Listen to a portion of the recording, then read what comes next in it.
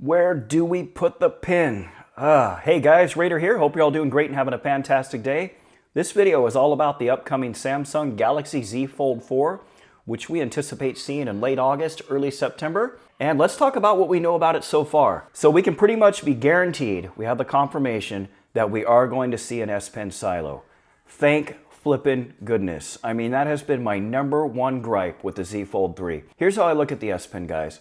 The S Pen to me is a lot like cameras, right? The best camera you have is the one that you have with you. And the biggest problem I have with the Z Fold 3 is I never have a way to keep this pen with me. You know, you have to end up picking up some janky type case like this one here, or you can get the Spigen case, which makes your device a little bit wider. I'm not a big fan of any of these compromises. You know, I much rather have a smaller note style pen like we have right here. You know, this comes on the note line. Just give us this compromise. Yeah, the pen's not quite as good of a writing experience, but if we can get it siloed in the device, then we always have it with us, and that remedies the number one gripe that most of us have with this device. Also, in addition to that, the new S Pen, just like the S22 Ultra, will most likely have Bluetooth functionality. So that's great for doing air gestures, air commands, and stuff of that nature. I think that's a little bit gimmicky on the Fold lineup as opposed to, like, say, the tablets where you can have it a little bit away from you. But then again, we'll take features over getting rid of them, right? So that's a welcome addition as well. The next upgrade that we're seeing reported is a stronger ultra-thin glass, a UTG glass layer.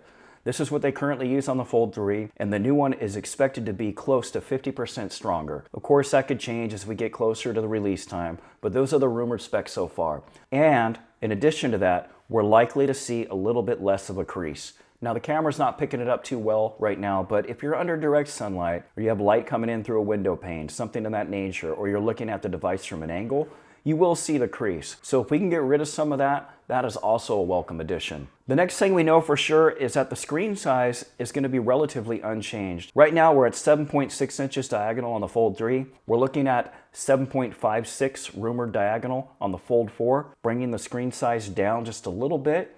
But what they're doing is making the front display a little bit wider by doing that. So they're making it a little more compact, a little bit wider, kind of like Oppo. But nonetheless, we will take the wider front screen. I know that's been a complaint for many of you. I personally don't mind the candy bar style. It hasn't bothered me much. I think it's great for just checking out your notifications real quick. But if you're doing any real type of work, then I can definitely see why a lot of folks would prefer a little bit wider front screen. What we don't know for sure so far is battery life. With this Snapdragon 888, we get pretty abysmal battery life. I am very lucky to get through about half a day on a charge before I have to put it back on the charger to top it back off.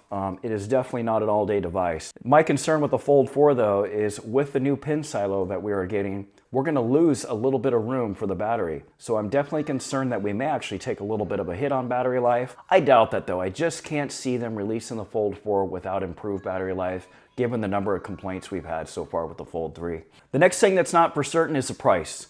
I am seeing rumors of a $1599 price tag. That's $200 less. Hey, we'll take that. Just imagine that with the trade-in deals they're offering. So I mean, I got $1,000 off my S9 Plus to get this Fold 3, which means I picked this up for about $900. So if we can get a similar type trade-in incentive with the Fold 4, you'll get new buyers in the door at roughly $600 to $700 with a trade-in. If Samsung can pull that off, I have a feeling we will see a lot of new Fold customers with the upcoming Z Fold 4. The next thing that we don't know about for sure is the IPX rating. It would be great to get some added dust protection and maybe increase the water protection some.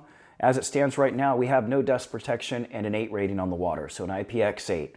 X meaning none for the dust. The next thing that we're not certain of is the SoC and the RAM and storage upgrade options. I would suspect we're going to see a 1 terabyte option, but I don't suspect we'll see removable storage. I think those days are the way of the dodo bird in regards to these smartphones, at least on Samsung devices, which is very unfortunate. I know that's a big deal for many of you guys. RAM, I would expect to see variants starting with 8 gigs going up to 16 gigs. Highly unlikely we'll see above a 16 gig option. Another thing that's uncertain, but I think we can definitely expect an improvement in this area, will be the under-display camera and also the front and rear facing cameras. This under display camera is, let's just say it has a lot to be desired on the Fold 3. I mean, it's doable for quick conference calls and whatnot, but you don't want to take any real selfies with it. So if we can see some huge generation upgrades to that, since it has been, a solid year since we've seen this and it hasn't been put out on any of their other devices, that would be a welcome addition. And I would like it if they did stick with the UDC. it is nice getting this uninterrupted full display. Another thing we don't know for sure is whether or not the front screen will support the S Pen. I know that's a big deal for you guys for scribbling out some quick notes. For me personally, I don't think the front screen is a big enough screen to actually manage that. I mean, if we take a look here, you've got this much area. That's just not enough to really write with, in my opinion. But I know for some of you guys, you want to be able to take quick notes like that. So it would be nice if we got S Pen support on the front screen if they can give us a digitizer layer. So what do we want? In short, we want better battery. We want an S Pen silo. We want better cameras. We want a lower price. We want less of a crease. And we want improved storage, RAM, and system on a chip options. And I think all of those areas are going to be touched on. You know, especially the S Pen silo, especially the better cameras.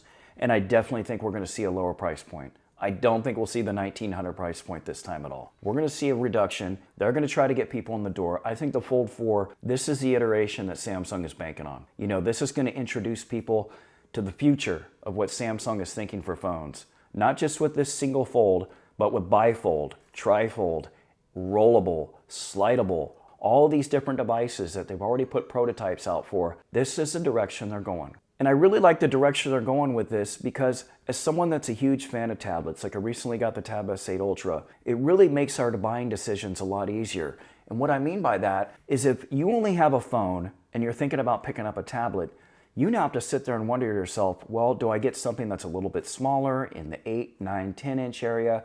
Do I go all out and get the Ultra?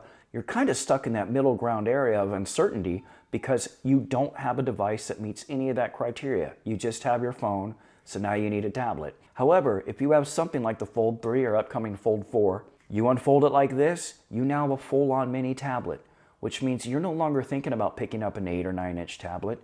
You're thinking about picking up something like this, you know, the Tab S8 Ultra, because you already have something that meets this smaller tablet criteria. And I think it does a great job at it. And keep in mind too, guys, this aspect ratio is 11.2 by 9. That's very, very close to the 4 by 3 aspect ratio that you get on the iPad Pro. If you scale that up, 4 by 3 is 12 by 9. 12 by 9 is very close to 11.2 by 9. So the aspect ratio, in my opinion, for productivity work and for using as a general small size tablet is fantastic. It's outstanding. It really is great. It's not the best for media consumption, but it is a great aspect ratio for getting stuff done, for taking notes, and for having a lot of functionality within your apps be present.